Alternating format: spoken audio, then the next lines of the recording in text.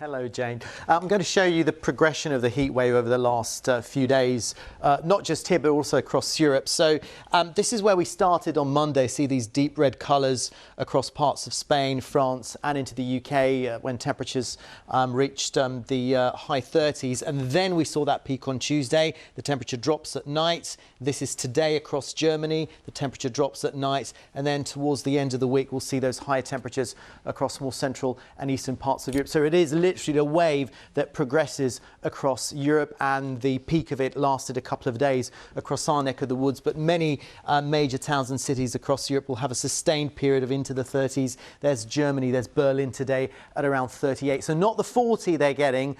We really had something completely out of this world for our climate, but still mid-high 30s in other parts of Europe, and then across the Mediterranean even hotter. Hello there, good afternoon to you. As you've been hearing already, yesterday was the hottest day on record. So although it'll be cooler for us today compared with yesterday, it's still going to be feeling quite warm. Temperatures in the mid to high 20s. Well, it wasn't me. She went for a drink. And speaking of, they're desperate for rain here. We might get some tonight. We might get some on Friday, but no guarantee. Here's the forecast.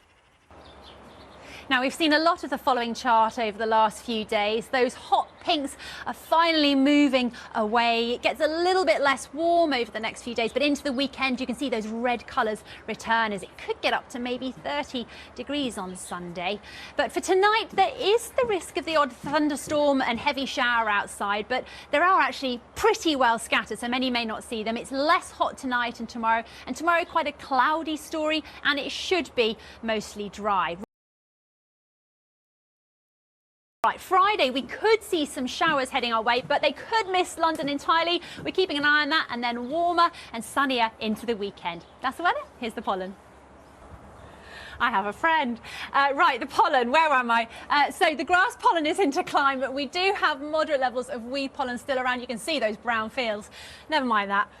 From us all here, have a lovely evening. I'll see you later on. Cheerio.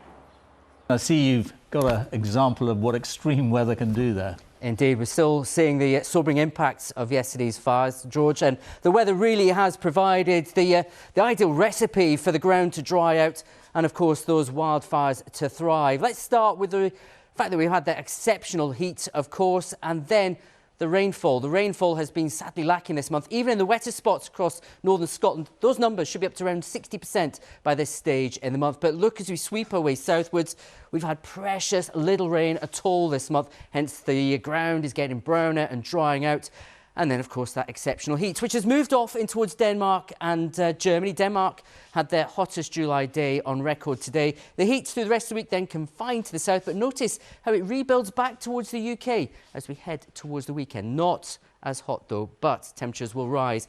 Friday, again, we've got some dry weather around, but greater chance of some showers starting to build up. The odd heavy, thundery one towards the south. Temperatures drop a little bit further, and then, as I said, into the weekend, we'll see temperatures build once again, getting close to 30 degrees across the south and southeast. Matt, but in the grand scheme of things, today was still a hot day. Compared to the last 2 days, it almost felt cool.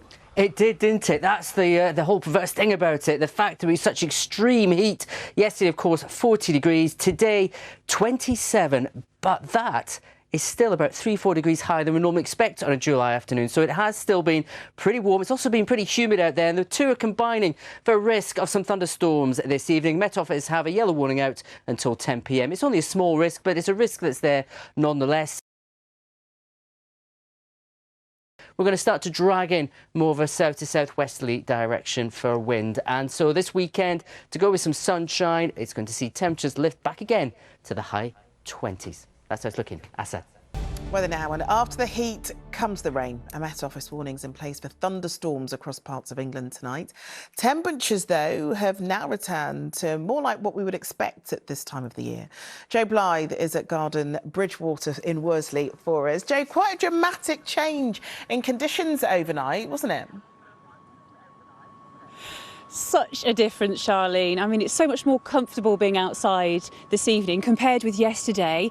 Across Salford, yesterday it reached 38 Celsius, and across in the UK, the whole of the country, provisionally our hottest day ever recorded. July already stacking up to be one of the driest on record, and there's more dry weather in the short-term forecast. So how do we all adapt? How do we keep our beautiful parks and gardens and green spaces healthy and vibrant as we go through the summer months, with still over a month of summer to go and lots of dry weather ahead? Well, here at RHS Garden Bridgewater, they have some fantastic ways to keep all the thousands of plants happy and thriving. And I caught up with team leader James Hall earlier on, and he had some advice for all of us in the warming climate in our gardens. Things like how we water is really important. So watering early in the morning or at night is great, because if you water in the daytime, there's a lot of evaporation. And just being careful how we water. So, you know, sort of focusing on the plant. If you can use a watering can rather than a hose, because I know anything like me, you get hose, you start splashing it around and get a bit carried away, whereas a watering can, you're a bit more considered. Some great advice there for all of us, but will there be any much needed rain in the forecast? Thankfully tonight, far more comfortable for sleeping. Many places last night not falling below 21, 22 degrees. And rurally tonight, it's going to be much cooler, even in our towns and cities. So something good news-wise there. Tomorrow, a cooler day for all of us across the country. Quite a dry forecast ahead. There will be a few thundery downpours across many parts as we go through this evening and overnight. But in general, very little rain going forward. So we'll have to keep watering here at RHS Garden Bridgewater. Very little rain in the forecast. It's actually a lovely evening. I'm going to enjoy the gorgeous flowers. Back to you, Charlene. I'll do enjoy it, Joe. Thank you.